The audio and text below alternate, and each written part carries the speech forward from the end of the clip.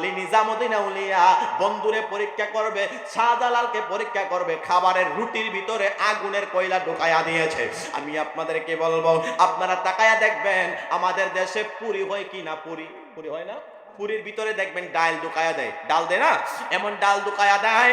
আল্লাহর ওলি নিজামুদ্দিন আউলিয়া, আল্লাহর ওলি হযরতে শাহজালালকে পরীক্ষা করার জন্য রুটির ভিতরে আগুনের কয়লা ঢুকায়া দিয়েছেন। আমার আল্লাহ বলেন, আলা ইন্না আউলিয়া আল্লাহি লা খাউফুন আলাইহিম ওয়ালা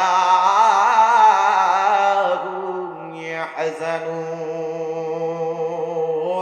আমার আল্লাহ ওলিদের ব্যাপারে আয়াত নাযিল করে দিয়েছেন। সংক্ষিপ্ত বলছিলাম, আল্লাহর ওলি হযরতে বাবা শাহজালাল ইয়ামিনী তিনি দরবারের মধ্যে দাওয়াত পাইলেন। দাওয়াত পাইয়া তিনি সুন্দর কইরা নামাজের সময় হয়ে গেল, যখন নামাজের সময় সুন্দর কইরা